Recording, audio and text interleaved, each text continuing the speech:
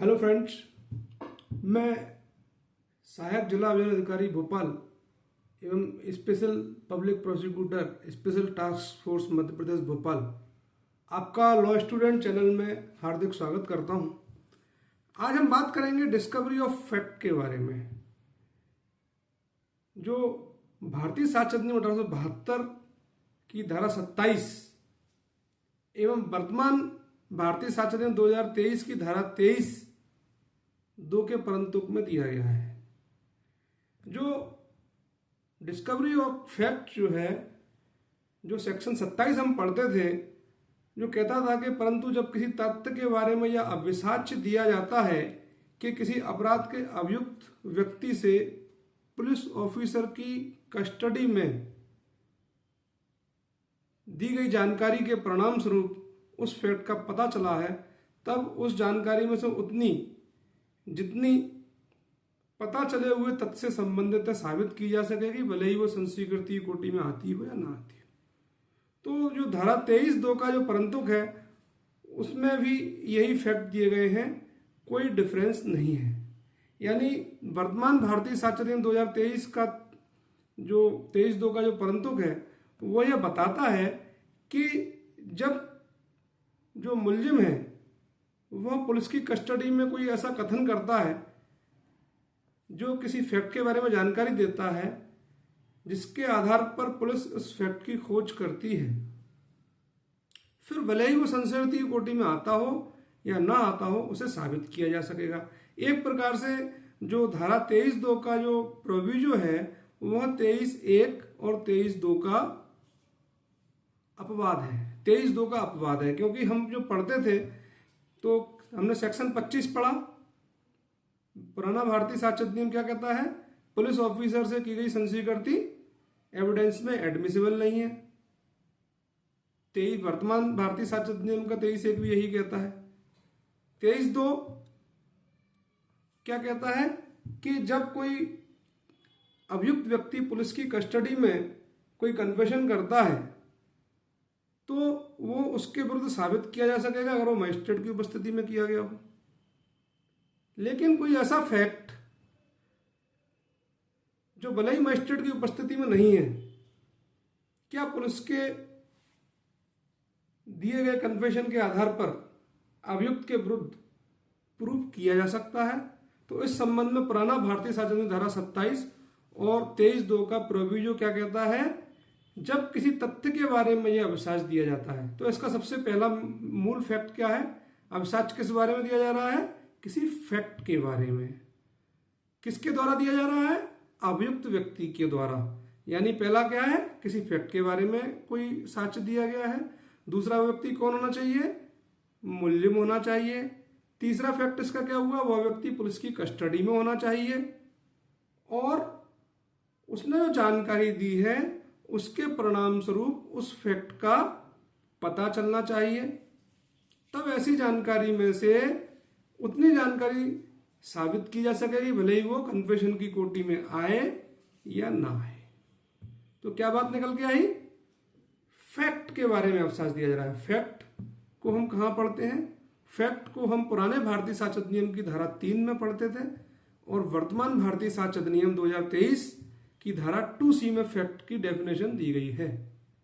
तो everything is fact. किसी ने कुछ सुना, किसी ने कुछ देखा, किसी ने कुछ महसूस किया, वो क्या है? वह तथ्य है। तो फैक्ट के बारे में अविसाक्ष्य दिया जाना चाहिए। किसके द्वारा? अभियुक्त व्यक्ति के द्वारा। अभियुक्त कहाँ होना चाहिए? पुलिस की कस्टडी में होना चाहिए और उस तथ्य के बारे में पुलिस को पता चले अभियुक्त द्वारा दी गई जानकारी के आधार पर। अब इसमें बहस का मुद्दा हमेशा यह रहा है कि इसमें से कितनी बात एविडेंस में ग्राह्य की जाएगी। मान लीजिए मिस्टर ए ने पुलिस को मेमोरेंडम दिया, पुलिस को जो पुलिस की कस्टडी में जो एविडेंस दिया कि भाई मैंने मिस्टर बी का मर्डर किया है और जिस रिवॉल्वर से मैंने मर्डर किया है वह रिवॉल्वर मैंने मेले के पीछे एक दुकान के नीचे दबाकर छुपा के रख दी है, चलकर बरामद कराए देता हूं। तो इसमें से कितना फैक्ट एडमिसिबल होगा? तो कोर्ट ये कहता है कि कन्फेशनल पार्ट जो है उस पार्ट में से केवल उतना पार्ट एडमिसिबल माना जाएगा जितना डिस्कवरी ऑफ फैक्ट से संबंधित है। अब इसमें से यह पार्ट कि मैंने एक ही हत्या की है अलग कर दिया जाएगा, और इतना पार्ट रिवॉल्वर मैंने फला जगह छुपा दी है, यह एडमिसिबल माना जाएगा। तो ये बातें हमें कहां से मालूम पड़ती हैं, कौन सी बात एडमिसिबल है कौन सी नहीं है? पहला तो हमारा कोडिफाइड लॉ ही कह रहा है कि अभियुक्त ने किसी फैक्ट के बारे में जानकारी दी और उसके बारे में पुलिस को उस जानकारी के कारण उस तथ्य का पता चला, तो भले ही वो कन्फेशन ही कोर्ट में आ रहा है या नहीं आ रहा है, उसको साबित किया जा सकता है। इसके बारे में बहुत महत्वपूर्ण केस लॉ है पुलकरी कोटैया वर्सेस एम्परर। यह बहुत महत्वपूर्ण केस लॉ है जो AIR 1947 में दिया गया है। तो पुलकरी कोटैया वाले केस में क्या था कि पुलकरी कोटैया और उसके साथियों का जब पुलिस ने मेमोरेंडम लिया तो उसने बताया मुलजिम ने कि भैया मैंने और मेरे साथियों ने सुइया और सुवैया की पीट पीट कर हत्या कर दी है, तो जिस भाले से और जिस छड़ी से उसको मारा था वो मैंने भूसे के ढेर में छुपा कर रख दिया है। दूसरे अभियुक्त का मेमोरेंडम लिया गया तो उसने बताया कि भाई हमारे और साथियों ने मिलकर उनकी पीट पीट कर हत्या की, जिस भाले से मैंने मारा वह मैंने घर के आंगन में छुपा कर रख दिया है। तो इसमें से कितना पार्ट एडमिसिबल होगा? तो इसके बारे में माननीय सर्वोच्च न्यायालय ने बताया कि इसमें से इतना पार्ट एडमिसिबल होगा कि भाला घर के आंगन में छुपा कर रख दिया है, चलकर बरामद करा देता हूं, यह एडमिसिबल है। मैंने उसको मारा था इस भाले से, यह बात एडमिसिबल नहीं है क्योंकि यह अपराध का कन्फेशन बन जाती। भाला और छड़ी मैंने भूसे के ढेर में छुपा कर रख दी है, एडमिसिबल है। मैंने उसकी हत्या की थी, इतना पार्ट एडमिसिबल नहीं है। तो क्या चीज निकल कर आई कि पुलिस के द्वारा यह अविसाक्ष्य पेश होना चाहिए उस मामले में कि भैया ये जो फैक्ट है ये ऐसे मुलजिम के बताने के परिणाम स्वरूप मालूम पड़ा है जो हमारी कस्टडी में था और उसने स्वतंत्र साक्ष्यों के सामने हमको ये बयान दिया है और इस बयान के आधार पर हमने इस फैक्ट को डिस्कवर किया है और फला चीज की हमने इसमें बरामदगी की है। ऐसा ही एक मामला था Devman Upadhyay versus state of UP का। यह भी बहुत महत्वपूर्ण मामला था। इसमें भी मुलजिम ने सुखदेई की हत्या कर दी थी, सुखदेई नामक महिला की हत्या की थी और जिस गंडासे से उसने मारा था उसके संबंध में जब पुलिस ने उसका मेमोरेंडम लिया तो उसने बताया कि मैंने सुखदेई की गंडासे से हत्या की थी और वह गंडासा मैंने फला तालाब में छुपा दिया है। तो इसमें से इतना पार्ट के मैंने गंडासे सुखदेई की हत्या की थी एडमिसिबल नहीं माना जाएगा, इतना पार्ट एडमिसिबल माना जाएगा कि मैंने वह गंडासा तालाब में छुपा दिया है। तो कहने का तात्पर्य यह है कि भले ही यह पार्ट कन्फेशन की कोटि में भी आता हो तो भी ये धारा 27 के तहत ग्राह्य हुआ। 27 का मेमोरेंडम बहुत पॉपुलर कार्रवाई है पुलिस की। जनरली जब पुलिस कोई चीज बरामद करती है किसी मामले में तो वो अभियुक्त के मेमोरेंडम के आधार पर बरामद करती है। मेमोरेंडम के बारे में जब उस फैक्ट के बारे में, उस हथियार के बारे में, उस अपराध के बारे में पुलिस पूछताछ करती है तो अभियुक्त कोई ऐसी चीजें बताता है जो पुलिस की जानकारी में पहले से नहीं होनी चाहिए। अगर वो चीजें पुलिस की जानकारी पहले से ही है, मान लीजिए कोई रिवॉल्वर पुलिस पहले से ही बरामद कर चुकी है, अब अभियुक्त उसके बारे में जानकारी दे रहा है, फिर आप मेमोरेंडम बना रहे हो तो उस मेमोरेंडम का कोई महत्व नहीं है क्योंकि वो रिवॉल्वर पुलिस पहले से ही बरामद कर चुकी है। उस मेमोरेंडम का महत्व कब है? जब मुलजिम द्वारा दी गई जानकारी के कारण उस फैक्ट की डिस्कवरी की गई हो। तो ये ध्यान रखने वाली बात है। अब पुलिस को मेमोरेंडम बनाते समय यह सावधानी रखनी चाहिए कि 2 स्वतंत्र गवाह बुला लेने चाहिए जिनके सामने उससे पूछताछ की जानी चाहिए। एक चीज और निकल के आती है कि हमारा जो आर्टिकल 20(3) है जो कहता है कि प्रोटेक्शन फ्रॉम सेल्फ इंक्रिमिनेशन, यानी किसी भी व्यक्ति को स्वयं के विरुद्ध गवाही देने के लिए बाध्य नहीं किया जाएगा। तो ये जो मेमोरेंडम है ये 20(3) से बार्ड नहीं है। माननीय सर्वोच्च न्यायालय के केस लॉज में भी आ चुका है कि ये 20(3) से बार्ड नहीं होता है क्योंकि कुछ फैक्ट ऐसे होते हैं जो केवल मुलजिम की जानकारी में ही हो सकते हैं और मुलजिम से दी गई जानकारी के आधार पर ही वो मालूम पड़ सकते हैं। तो उस कंडीशन में धारा 27 में यह प्रावधान रखा गया जो वर्तमान भारतीय साक्ष्य अधिनियम की धारा 20(3) में है, 20(2) के परंतुक में है।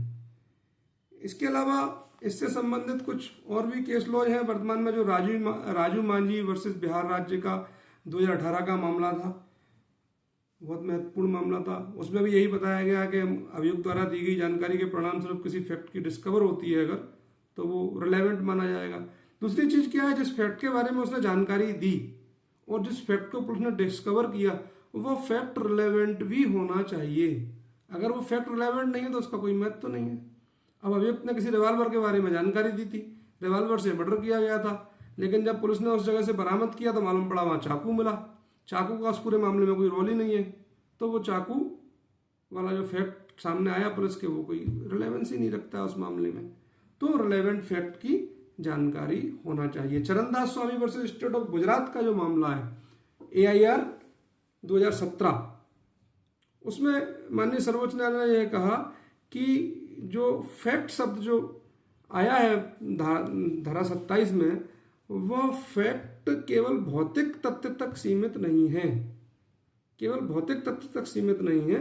अगर कोई अन्य तथ्यों के बारे में भी जानकारी मालूम पड़ती है तो वह तथ्य भी उस मामले में ग्राह्य होंगे। इस मामले में क्या था कि चरणदास वाले मामले में अभियुक्त ने गुजरात में मर्डर किया और राजस्थान के एक एरिया में लाकर लाश को फेंक दिया गया। वो लाश एक अज्ञात लाश के रूप में राजस्थान पुलिस ने बरामद की थी, और लेकिन यह तथ्य गुजरात पुलिस की जानकारी में नहीं था। जब गुजरात पुलिस ने मुलजिम से पूछताछ की तो मुलजिम ने बताया कि भैया मैंने उसको मारा था और मैंने अपने खून के कपड़े जो थे वो इस नल पर धोए थे, और फिर मैंने जो लाश थी फलां स्थान पर फेंक दी थी।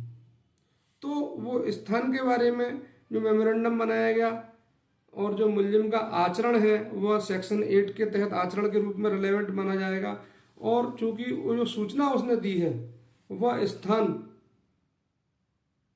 गुजरात पुलिस की जानकारी में तो नहीं था, वो तो बाद में गुजरात पुलिस को मालूम पड़ा कि भैया बॉडी वहां मिल गई है, तो वो उस चीज को कोरिलेट करती थी अभियुक्त के द्वारा दी गई सूचना कि जो स्थान अभियुक्त ने बताया था वहीं से राजस्थान पुलिस ने बॉडी को डिस्कवर किया था, तो उस सूचना से कोरिलेट होकर एक चेन बन रही थी।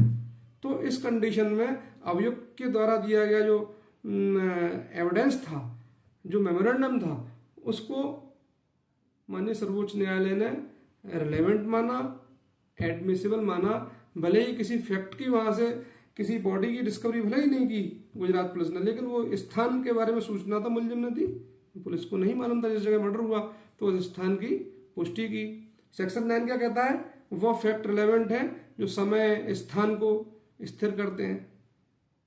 तो ये सारी चीजें। इसके अलावा महबूब अली वाला केस है। महबूब अली वाला जो केस था, महबूब अली बनाम राजस्थान राज्य, ये भी नवीनतम केस था जो 2016 का केस है। इसमें भी माननीय सर्वोच्च न्यायालय ने कहा कि फैक्ट शब्द के अंतर्गत केवल डिस्कवरी ऑफ आर्टिकल ही नहीं आते हैं, कोई सूचना भी अगर पुलिस को मालूम पड़ती है पुलिस की जानकारी में नहीं है, वो फैक्ट भी यहाँ पर सेक्शन 27 में माना जाएगा, एडमिसिबल माना जाएगा। यहाँ पर जाली नोटों का मामला था महबूब अली वाले मामले में, जिसमें उन्होंने पुलिस को जानकारी दी कि भैया हमारे साथ ये महबूब अली भी शामिल है जाली नोटों के मामले में, और बाद में पुलिस उसके मेमोरेंडम के आधार पर महबूब अली तक पहुंची और महबूब अली के कब्जे से भी जाली नोट बरामद किए गए।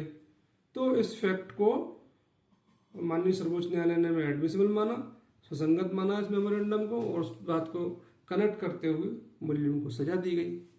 तो जो धारा 27 का मेमोरेंडम जो है तो वो किस बारे में, डिस्कवरी ऑफ फैक्ट के बारे में। तो इसमें मूल चीजें आपको क्या याद रखनी है, पहली बात किसी फैक्ट के बारे में अभिसाक्ष्य दिया जाना चाहिए, दूसरी बात वह अपराध के अभियुक्त व्यक्ति के द्वारा दिया जाना चाहिए, तीसरी बात अभियुक्त पुलिस की कस्टडी में होना चाहिए, चौथी बात उस फैक्ट के बारे में पुलिस को पहले से जानकारी नहीं होना चाहिए, अभियुक्त द्वारा दी गई जानकारी के आधार पर पुलिस को मालूम पड़ा और पुलिस ने उस फैक्ट को डिस्कवर किया, किसी फैक्ट को डिस्कवर किया या किसी वस्तु की बरामदगी की, किसी हथियार की बरामदगी की, तो वह धारा 27 और वर्तमान भारतीय साक्ष्य अधिनियम 2023 की धारा 23(2) के परंतुक में एडमिसिबल माना जाएगा। तो ये तो हुआ डिस्कवरी ऑफ फैक्ट के बारे में बात।